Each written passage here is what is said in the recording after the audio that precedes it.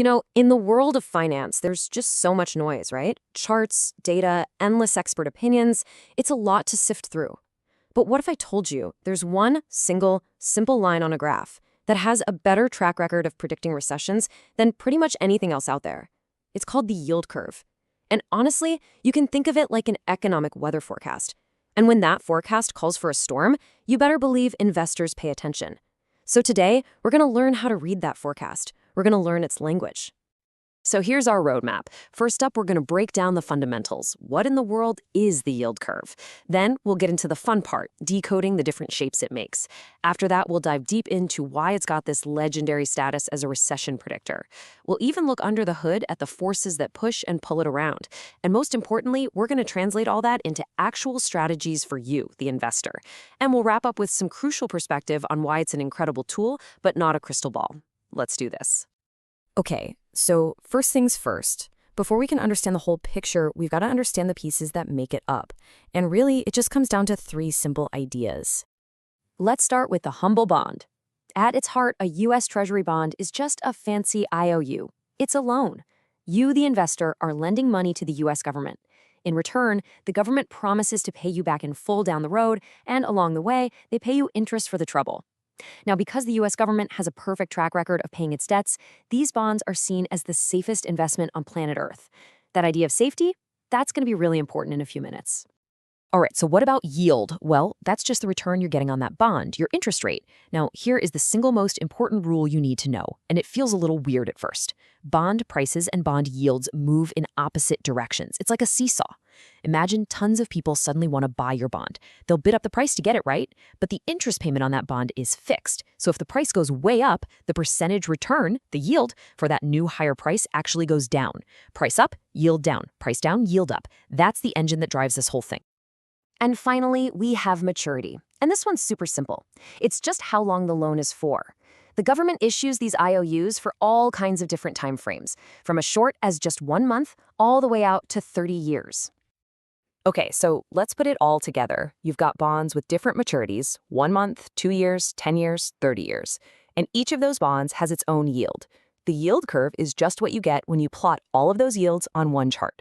So you've got time along the bottom, and the yields, or interest rate, going up the side.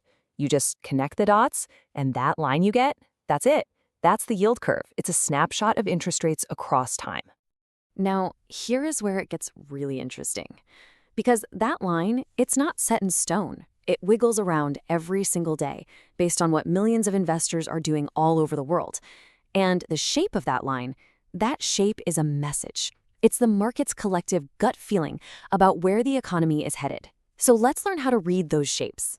This is what the curve looks like most of the time. We call it normal, and it slopes up. And this makes total sense, right? If you're going to lend someone money for 30 years instead of just 3 months, you're taking on more risk, more uncertainty. So you're going to demand a higher interest rate to compensate you for that.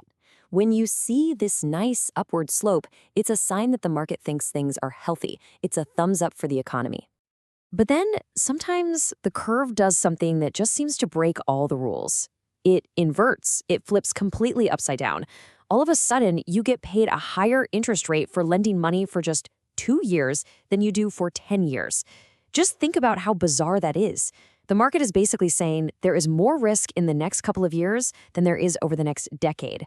This is rare, but when it happens, it is the financial world's version of a fire alarm going off. It's a scream that trouble is on the horizon.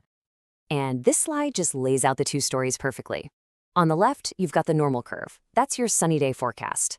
On the right, the inverted curve. That's the hurricane warning. So why does this happen? Well, it happens because investors get scared about the immediate future. They think a storm's coming, so they rush to buy long-term bonds as a safe place to hide their money. All that buying pressure pushes the price of long-term bonds way up, which, remember our seesaw, pushes their yields way down. That's what flips the curve. It's a massive flight to safety. There are a couple of other shapes to know too. You can have a flat curve, where there's barely any difference between short-term and long-term yields. You can think of that as the market shrugging its shoulders. It's a period of uncertainty, maybe a transition. Then you can have a steep curve, which is like a normal curve on steroids. This usually happens right after a recession, when everyone is super optimistic about a big economic comeback. It's the sign of rocket fuel getting pumped into the system. Okay, this brings us to the main event. The reason investors and financial news channels are totally obsessed with this one particular shape. It's because the inverted yield curve has this almost mythical reputation as a recession predictor. Have you ever watched some analyst on TV and wondered how they seem to predict a recession months or even a year in advance? It's not a magic trick. More often than not, this is exactly what they're looking at. The reason is simple, and it's absolutely mind-blowing. An inverted yield curve, specifically when the 10-year bond yield drops below the 2-year yield, has come before every single recession in the United States for more than 50 years. Let me say that again. Every single one. There's no other economic indicator that even comes close to that perfect track record. It is the gold standard. And you can just look at the history. Early 2000, it inverted. Then came the dot-com crash. In 2006, it inverted, giving us more than a year's warning before the huge financial crisis. In 2019, it inverted for just a little bit, right before the 2020 recession. And then in 2022, it inverted and stayed inverted for the longest stretch we've ever seen, basically setting off this massive alarm bell that just wouldn't quit. The pattern is just undeniable. Okay, so is it magic? How can a line on a chart actually cause a recession? It's not magic. It's about the basic plumbing of the economy. It all comes down to banks. See, a bank's entire business model is borrow short, lend long.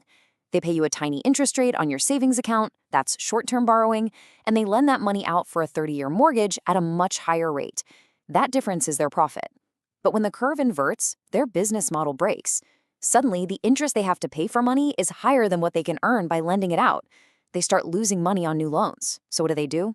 They stop lending, or at least they make it a lot harder to get a loan. That creates a credit crunch, and when businesses and people can't get loans, spending grinds to a halt, and that's what leads to a recession. Now, this part is absolutely critical to understand. The inversion doesn't mean a recession starts tomorrow. It's the warning shot, not the direct hit. Historically, the recession usually begins somewhere between 6 and 24 months after the curve first inverts.